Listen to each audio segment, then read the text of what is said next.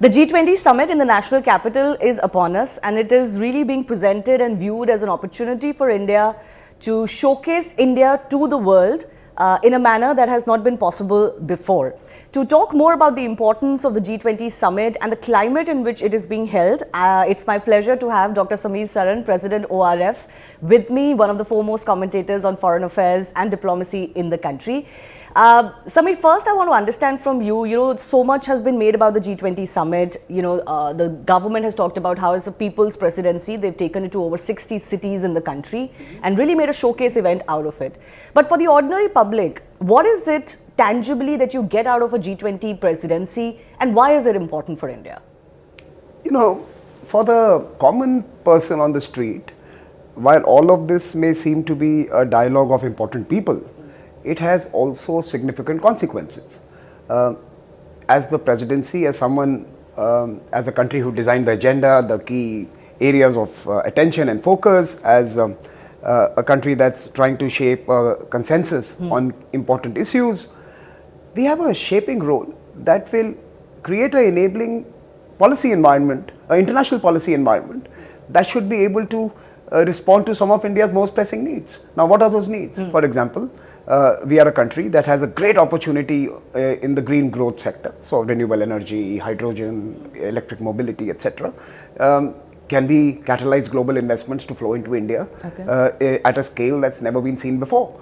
If India can mitigate 1/3 of all future emissions, can we create a ecosystem that allows 1/3 of all global capital to flow to do that? So that's a big question. And how is it going to benefit? Industry, it's going to benefit employment, it's going to benefit wealth creation, it's going to enable the country to spend more on social protection. So there is a direct knock-on benefit of creating a policy for, say, green growth. Similarly, SDGs, right? India is the battleground or the ground zero of the SDGs. If India succeeds, the world succeeds. If you have to look at hunger, if you have to look at livelihoods, if you have to look at gender empowerment, if you have to look at technology for development, if you have to create the ecosystems that will allow us to rise in 2047 to be a developed country, we need to start the battle today. What do we need? We need global capital, we need technology partnerships, and we need freer and open economic systems. We are seeing that in the Western world, there is now a tendency to give up on globalization. The Inflation Reduction Act of the US is a muscular nationalist policy.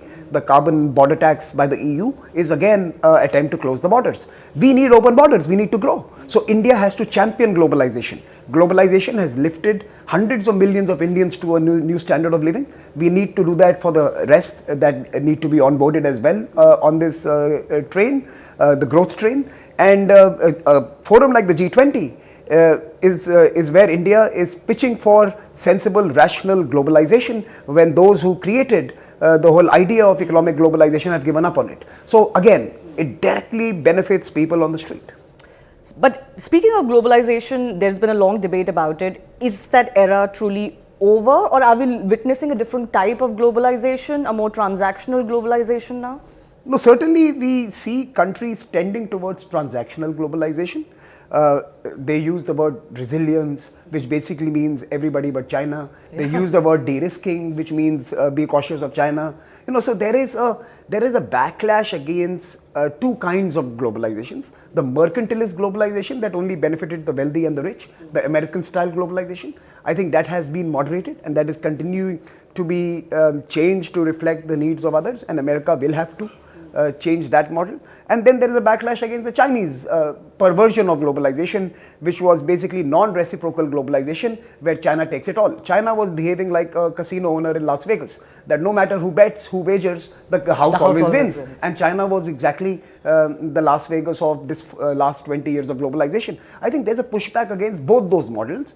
India is pitching for a new format where we serve the next 7 billion who we have tended to forget, invisibilize in this euphoria of wealth creation. We need growth creation. And the West today is talking about, oh, why do we need growth? We need growth because we have to move people from $2,000 per capita income to $10,000 per capita income. We don't need growth for you to buy a Lamborghini and a Ferrari. We need growth to put food on the plate. So while it may be fashionable for Western elites and some of those in India who resonate with them to talk about why is growth important. No, growth is important because it matters to real people. Yeah. Right? Well, austerity is very different for rich people, isn't Correct. it? It's fashionable. It's fashionable for, right? For they the can rich. sit, carry champagne and argue for austerity. Here we need to actually give people 3 square meals a day. And it's a very different debate. Speaking on the subject of China, both President Putin and President Xi Jinping are not coming, and Mr. Putin hasn't been traveling much, so I'll keep that aside. Will the absence of Xi Jinping in any way bring down the stature of this G20 summit and its conclusions? Xi Jinping has also not been traveling. As you may have noticed, he's not gone to the ASEAN meeting as well. So he has skipped that meeting as well. He has troubles at home. You know, Xi Jinping is a curious case. He always wants to be the big man in a room. In the room, yeah. At the G20, he's a small man in a very big room. It doesn't suit his style. He would rather go to a club of smaller countries where he would lord over them. He has the emperor syndrome, and he wants to always have a court with him as he travels. Yeah. Now, G20, no one is going to give him that kind of a treatment. And Xi Jinping, and certainly India is not going to give him that kind of a treatment, and which is good. So I think Xi Jinping, between his emperor syndrome and the fact that his country is in doldrums today. Even yesterday I was reading that there are likely to be far bigger bubbles that are going to be now witnessing a complete blowout in the coming few days, including some more real estate companies, some financial sector companies. We are seeing a meltdown in China. We are seeing youth unemployment. We now hear buzz, and it's very difficult to corroborate what really happens inside the Great Wall of China. But we are hearing that there is a disgruntled element within the party that is now they are beginning to raise their voice. Yeah, so breathing down Xi Jinping's neck. They're breathing down his neck. So Xi Jinping has trouble at home, and he's not necessarily the most appreciated man in the world today. I just started, that the world today is a ABC world, anybody but China world. That yes, they are playing with the small boys and they believe they have a great footprint in terms of number of countries. But in terms of global GDP, much of it is today suspicious of China. And that's a big difference compared to, say, 5 years ago or even 3 years ago. People believe post-pandemic China will come roaring back. But because Xi Jinping has destroyed the decision-making body within the Communist Party, which means the heterogeneity of views, the debate among elders, he has destroyed that format. Today there is one man thinking, and if he doesn't think too well, then the country is in trouble. And clearly Xi Jinping may not be the brightest man to lead China out of this mess that is of his own making. And I think he needs to spend time at home and look after his own affairs. Okay. Speaking of this suspicion of China that has grown, the other thing that people are talking about is a new Cold War of sorts between the West and the East with China and Russia together. How do you see that situation, and how do you see it impacting India, and what is India's role if this is the situation that we're living in? India's role is to prevent that from happening in any manner that will implicate us or negatively impact us. So I think the general Indian approach has been to always talk to folks around the world and convince them that we have to prevent Russia becoming the B team for China. We have to give Russia room to maneuver so that even if it continues to grow its partnership with China, it never becomes a vassal of China. It never the codependency, or rather the dependency, doesn't become so perverse that we actually see the formation of a solid bloc. So we have to continue to give them room to maneuver. I think India's approach to Russia, which is to give them a chance to work with the world's fastest growing large economy, which is India, is a sensible move. And as we grow, as we become more influential in our economic impact, and Russia becomes more rational in its approach to the world, I think we could prevent that from happening. Today it is dangerous. Today we are in a dangerous situation where the West, Western Europe especially, are egged on by American foreign policy and the American policy elite, are pushing Russia into a very small corner, and their only salvation is Xi Jinping. And that is not a good place for the world. We have to find ways of preventing that from happening, and that has to be one of the Indian foreign policy imperatives. So the West is very wary of this Russia-China tango, and you would... I think not. I think the West is very careless about this tango. Yeah, they're pushing Russia towards China. But They are orchestrating this tango. The West believe that the Russians were not interested in Europe or being part of Greater Europe. That's not true. I know for a fact, because I've traveled there so often, that the Russian elite, the Russian oligarchs, always had a greater propensity to engage with Europe and see themselves as European than Asian. You are removing that European impulse within Russia and making them into an Asian B team of China. So I think Europe has miscalculated. They wanted Russia with them, but as the B team. Russia is too proud a nation to be subservient to the Europeans. They should have entered as first among equals. They were the largest country. They were the superpower. They were not given the respect in accommodating them. I think the West has badly miscalculated both its expansion of NATO and its disregard for, or rather lack of attention to, how best to integrate Russia within the fold. But has that thinking shifted now? Are they realizing that their actions Absolutely may be not. backfiring? They are fighting to the last Ukrainian. I don't see any realization of any change in approach. I hope it happens. I hope in very soon we see the end to this bloodshed that's happening in Europe, and people come back to the table, because what the wars of the past have taught us is that eventually you will have to dialogue, and you will have to talk to each other. You will have to find a way out, and if you don't do that, then we have terrible consequences of the past century to remind us of mindless wars. And what role do you think India can play in this dialogue? This talk has been going on for quite some time because of our close relationships with Russia and the West too. Is the world expecting too much out of India in this situation to bridge this gap between the West and Russia, or do we really have an instrumental role to play here? Look, India will have a role to play, but I don't think the time is right for that. India's role could be consequential, as long as both parties see that role to be important for the process. In fact, now there are more than one party. There's also the Americans and the Europeans who are totally part of this process. So India could have a role, provided all parties agree to it. I don't think India is a cowboy state. We don't jump into a battlefield with guns drawn and try to settle. That's not the way we work, right? And that's not the way we should work. That's for other countries to do.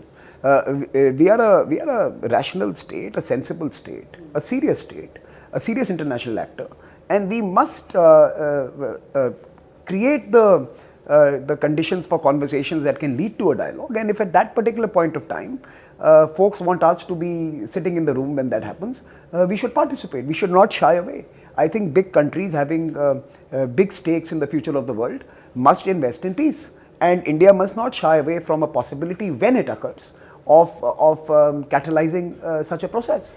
You know, speaking of the entire Russia-Ukraine conflict, it's been a year of intense pressure on India because of its relationship with Russia and the insistence to not condemn only one side as far as this war is concerned, and then of course the whole buying of Russian oil.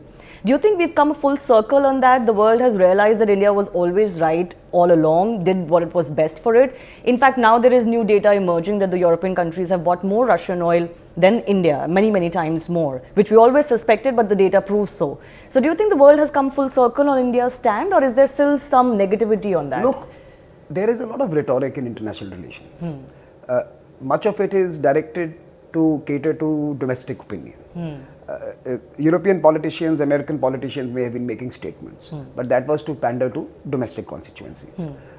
I suspect, and I don't know what happens in closed rooms, but I suspect they will be thanking India for refining Russian oil and supplying it to them, for keeping the energy prices at a sensible level. They would have had far greater and graver consequences had we seen a complete blow up of prices at a particular point of time. It is also true that in most of the policy restrictions that have been imposed by countries on Russian oil and Russian energy, there have been exceptions made that would allow an India-Russia trade. So let's be very honest here. We have done a yeoman service for the world. We have served the global energy needs by doing what we did, while they could pretend to be virtuous, even as they were being hypocritical. So they know it and we know it.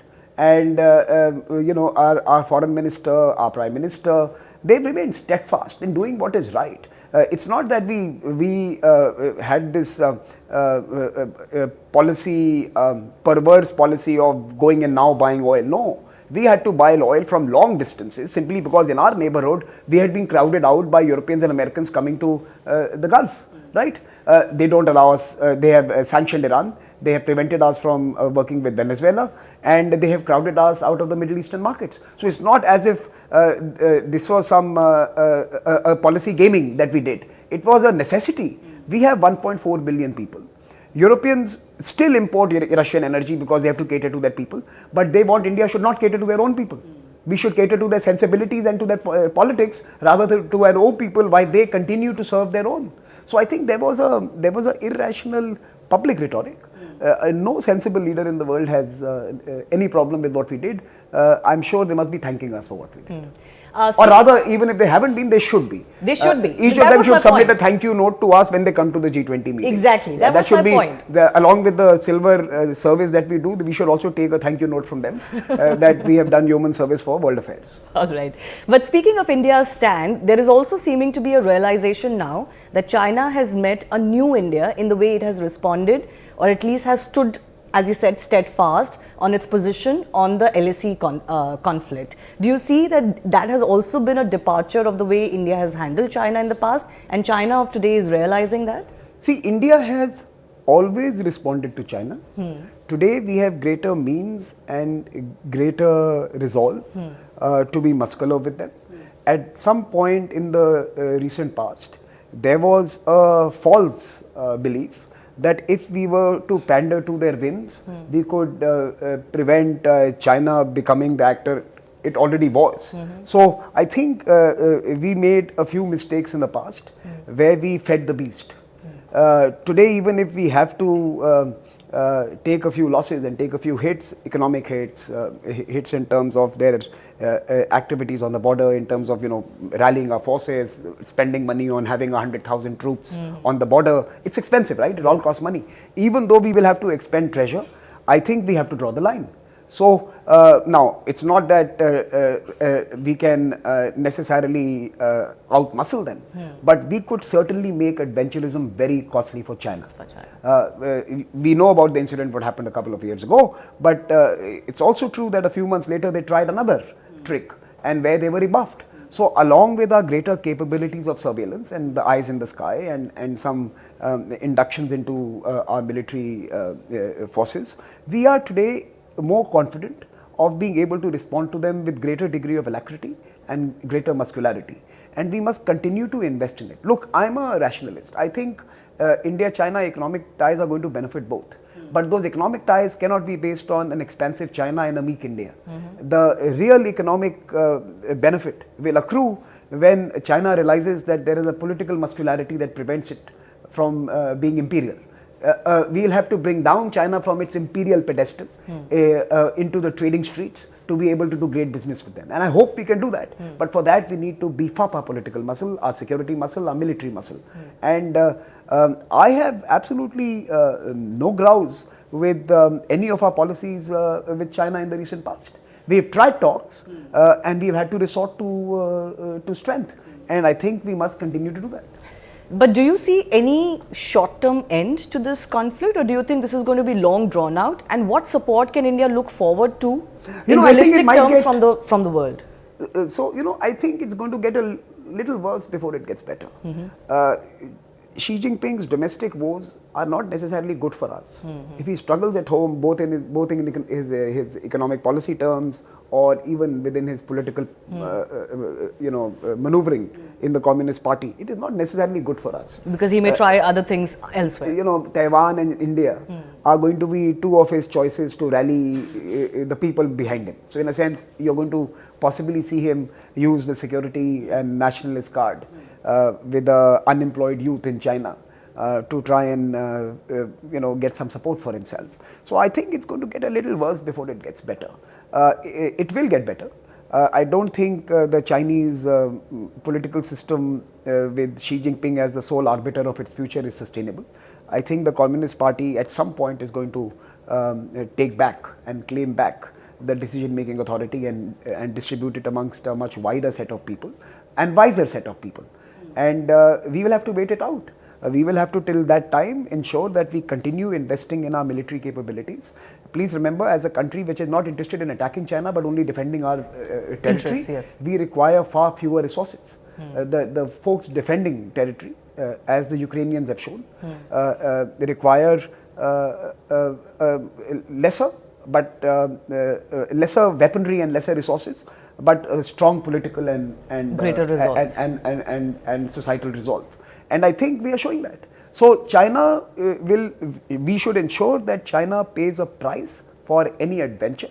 We must deny them area, we must deny them access. The question is that what will the same countries who have so favorably aligned and become this one voice on the Ukrainian front, what would the same countries do when the Chinese decide to invade Taiwan? Exactly. I think that's the bigger geopolitical question. You know, Europeans ask me, what is India's position going to be on Taiwan? I said, you know, we are standing on the borders with a few 100,000 troops on both sides. We are keeping the Chinese alert on that particular side. We are preventing them from having a free run on this side of the border. We are contributing to keeping Chinese diverted and distracted on a very important front for them. We are already doing our bit. What are you doing? Where are you going to be when the Chinese decide to invade Taiwan? There was a recent survey that suggested that most Indians, majority Indians, believe that India's image has gone up in the world under the Prime Ministership of Narendra Modi. What do you think? Has there been an uptick in how the world views us, India's image, heft? Obviously, it is partnered with India's economic heft, but even other than that, the positioning of India, has it improved, and if so, why? You know, there are many surveys that suggest this. Yeah. There is also our own foreign policy survey of young people that we do that suggests a great degree of approval and support for Indian foreign policy specifically. And we do that every year. The next one is going to come out soon, and we can check that trend line as well. So I don't think there's any doubt that the Indian foreign policy under the duo, Prime Minister Modi and Dr. Jaishankar, is today far more clear, coherent and communicative. I don't think there is any ambiguity today on where we stand, and where there is, it is a deliberate ambiguity. So even ambiguity is now a strategic posture. It is not, I don't want to take a decision ambiguity. Ambiguity is a decision we have taken on certain issues, and otherwise I think it is quite a forward-looking foreign policy where we have shed the reluctance of the past and created a new partnership with the EU. For example, the EU. You know, the same countries today who, and I can give you a peek from my Raisina experience. The same Eastern European countries who are most threatened by Russia are the most eager participants at the Raisina dialogue. They are our most honored and regular guests in the previous 8 editions. They really like engaging with India. They want to be here, they talk to us, they always want to be present. They see India as a venue which is where they have a deep affinity with. Many of them were in the erstwhile Soviet Union or partners to the erstwhile Soviet Union. So we have old linkages with Europe. We have built a new brand of partnership with the old Europe as well. Of course there are constituencies, and of course there are editorials, and of course there are newspapers who sell because they have to take a certain line. But again, I'm saying, let's go beyond the rhetoric. This is a very small community that we all engage with on Twitter. You know, it's not the world. Yeah. Let's go beyond that small community, and you will see a far greater degree of appreciation for India's positions and India. Now, this is a factor of the leadership that I spoke about, but like you mentioned, it is equally true that every few years, as our economy doubles or increases its presence in different parts of the geography, as it expands, you're going to see a far greater alignment as well. So we are in that decade, and again the Indian leadership has sensed it. We are in that decade when we are going to break out. We are breaking out of the past stereotypes about us and building a new imagery around a 21st century India, and that is happening in the current decade. So a short answer, yes. All right. Let me also ask you about the other big debate that's happening in India, and because there are consequences of how the world views us, there is this big debate between India and Bharat. What terminology should India push more, while both are acceptable and both are used and both are, part of our linguistic expression, but pushing Bharat more, as some of the invites recently have done, do you sense that that is also a way of positioning India, or that is more, domestic and has no consequence as far as the global stage is concerned? Look, Bharat and India have always been used, and they're interchangeable. So for me, I didn't get this debate, to be honest. I don't understand this debate. For me, they are two sides of the same coin. That coin is this country that we live in, and both of them describe the same territory and same geography and the same people. What should be used more? To each his own. Now, I think the President of Bharat is a very valid descriptor for our Rashtrapati, for the head of state, for Rashtrapati, for Pradhan Mantri, for any constitutional post can choose to describe their job description. With either of the two, that's what the constitution allows you. I ask you this question because this is also going to the world now as part of the invites at the global stage. I don't mind that the world should, many in the world who may not have known earlier that India, that is Bharat, get aware of that. So I think as we receive people at home, it's not a bad idea to tell them who we really are. So I think many of them for the first time may even realize that that India and Bharat are the same nation, and it's good that if they are being educated under the while they are eating food or while they are being invited to a reception of this particular event, I don't see anything wrong. In fact, I think it is useful for others to know. Now, of course, we are such a political social media today that everything is a controversy. There was no controversy as far as I'm concerned in this. It's a good occasion to teach the world what Vasudhaiva Kutumbakam means, and therefore, for an extension of that, it's good for them to know that it comes from Bharat. That Vasudhaiva Kutumbakam comes from Bharat. Philosophy. It's from Bharat, right? So, for me, this is a rational, linear expression that should have been used when your tagline, by the way, which has got under China's skin, and good for that. So no, if your tagline is Vasudhaiva Kutumbakam, your country is Bharat. No, but it has initiated a debate about. You have initiated a debate, and social media in India has joined the debate. The question I wanted to ask you though was that evocatively, does Bharat evoke a different sentiment than India? It shouldn't. And if it does, then we have failed in the past to dispel that misappreciation of the terms, of these names. They should not evoke anything different. That was the whole purpose of the way it was written in the constitution. And if it has, then it means that somewhere along the way we have not been able to explain who we are. So I'm glad that people are being told that we are Bharat. All right. Finally, let me ask Dr. Samir Saran, what is it that you would like to see happening or crystallize or come out of this G20 summit? Look, this summit is extremely important. The countries that we really want to do business with and who are going to sit with us in various tables and various conferences and events and conversations around the world to shape the future are coming to India. So it's a very big event. And it is not something that would not have happened. I mean, in a sense, we are one of the G20. It is rotational and people can try and diminish it for that particular reason. But look, that's not the point. The point is it is happening at a time when we are emerging. Right. And it is that heady mix of our turn to host the leaders at a moment when we are contributing 15% to global growth, when we are the breakout nation in terms of our economic prowess, when the promise of the future resides in this nation, at that moment when we are calling the most important people to the country is coming of age. It's like it's homecoming. In a sense, this is an important time. So it's the combination of the presidency that has come to us at a moment when the growth belongs to this part of the world, when future global growth belongs to this part of the world.